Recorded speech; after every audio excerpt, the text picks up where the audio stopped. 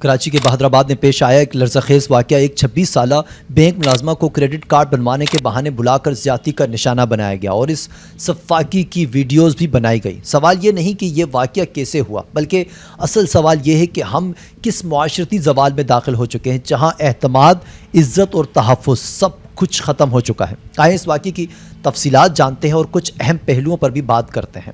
السلام علیکم، آپ دیکھ رہے ہیں حق ٹائم نیوز، میں ہوں کاشف رضا۔ وہ تمام دوست جو ہماری ویڈیوز کو دیکھتے ہیں، اسے پسند اور شیئر کرتے ہیں، ان تمام کا بہت شکریہ، اور جن دوستوں نے ہمارے چینل کو سبسکرائب کیا انہیں ہم خوش آمدید کہتے ہیں۔ ناظرین، بہادرآباد دھورا جی شیرپاؤ بستی میں بینک میں کام کرنے والی 26 سالہ لڑکی کے ساتھ کریڈٹ کارڈ بنوانے کے بہانے اسے بلوا کر زیادتی کا انکشاف ہوا ہے۔ واقعے کا مقدمہ متاثرہ لڑکی کی مدعیت میں بہادرآباد تھانے میں درج کر لیا گیا ہے۔ متاثرہ لڑکی نے پولیس کو بیان دیا کہ بینک میں گاڑیاں لیزنگ اور کریڈٹ کارڈ بنانے کا کام کرتی ہوں۔ ملزمان نے کریڈٹ کارڈ بنوانے کے بہانے بلا کر زیادتی کا نشانہ بنایا اور میری ویڈیوز بھی بنائی۔ بیان میں بتایا گیا کہ 17 جولائی کو مہروز نامی شخص نے کریڈٹ کارڈ بنوانے کے لیے رابطہ کیا۔ 10 اگست کو دھوراجی میں نجی اسپتال کے قریب بلوایا گیا۔ رات 8:15 بجے کے قریب نجی اسپتال پہنچی تو سامنے گلی میں مہروز نامی شخص ایک مکان پر لے گیا۔ مکان میں پہلے سے ایک مرد اور خاتون موجود تھیں۔ مجھے جوس پلایا گیا جس کے بعد میں نیم بے ہوشی کی حالت میں چلی گئی۔ لڑکی نے بتایا کہ دوسرے آدمی نے مجھے بیڈ پر باندھ دیا اور پہلا آدمی زیادتی کرتا رہا۔ ملزمان 1 گھنٹے تک زیادتی کرتے رہے اور ویڈیوز بھی بناتے رہے۔ اس شخص نے کہا کہ دوبارہ ملنے آنا ورنہ ویڈیو وائرل کر دوں گا، اور مجھ سے کہا کہ میں تمہیں جان سے بھی مار سکتا ہوں۔ مکان سے نکلنے کے بعد رکشے میں سیدھے جناح اسپتال پہنچی۔ ایس ایچ او بہادرآباد نوید سومرو کے مطابق متاثرہ لڑکی پولیس کو واقعے کی اطلاع دیے بغیر اسپتال پہنچ گئی تھی۔ اس حوالے سے بھی آگے چل کے ہم بات کریں گے۔ پولیس نے کہا کہ جبکہ تھانہ بہت قریب تھا، ایم ایل او کی اطلاع پر پولیس اسپتال پہنچی اور پولیس نے اسپتال میں متاثرہ لڑکی کا بیان قلم بند کیا۔ متاثرہ لڑکی نے بتایا کہ وہ کمیشن پر گاڑیاں لیز کرا کر دیتی ہے۔ پولیس نے مقدمہ درج کر کے مزید تفتیش شروع کر دی ہے۔ ناظرین، اس واقعے میں بہت سے ایسے اہم پہلو موجود ہیں جس پر بات ہو سکتی ہے۔ میں کچھ اہم نکات آپ کے ساتھ شیئر کر دیتا ہوں اور اس پر ہم تفصیل سے بات کرتے ہیں۔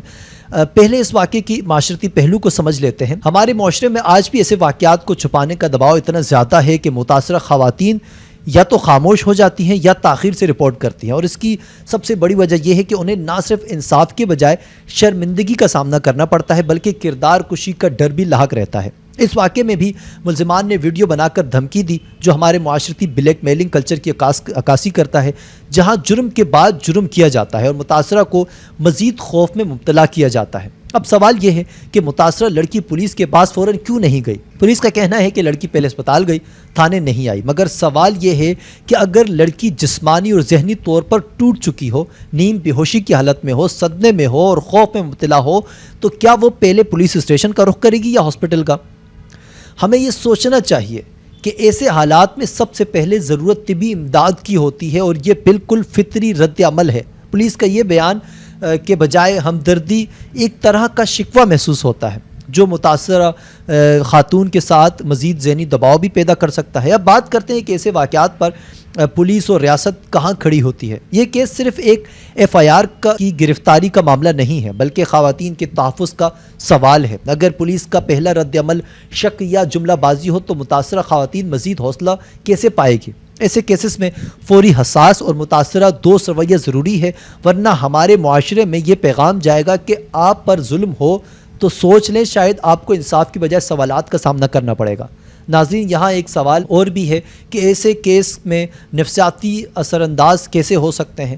زیادتی صرف جسم پر حملہ نہیں ہوتا، یہ انسان کی روح، اعتماد اور زندگی میں کاری ضرب ہوتی ہے۔ متاثرہ کے لیے یہ صرف ایک دن یا ایک واقعہ نہیں بلکہ ایک ایسا زخم ہے جو سالوں بھر نہیں پاتا، خاص طور پر جب ویڈیو جیسی چیز سے بلیک میلنگ کی جائے تو وہ ہر لمحہ خوف میں رہتا ہے کہ کہیں عزت اور شہرت مٹی میں نہ مل جائے۔ اس کا علاج صرف میڈیکل نہیں بلکہ معاشرتی ہمدردی اور قانونی تحفظ اور طویل نفسیاتی مدت ہے۔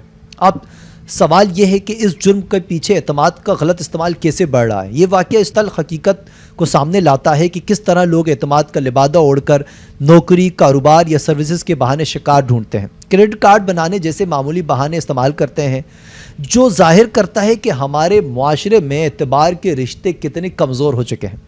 ناظرین، یہ واقعہ صرف ایک ایف آئی آر کا نمبر نہیں ہے، یہ ہمارے معاشرے کی دردناک حقیقت ہے جو انصاف دینے میں ہمیشہ تاخیر کرتی ہے، اور اس معاشرے پر جو مظلوم کے بجائے ملزم کے حق میں دلائل ڈھونڈا جاتا ہے۔ اگر ایک لڑکی کی حالت اتنی خراب ہو کہ وہ سیدھا اسپتال جائے تو کیا یہ جرم ہے یا اس کی زندگی بچانے کی فطری کوشش؟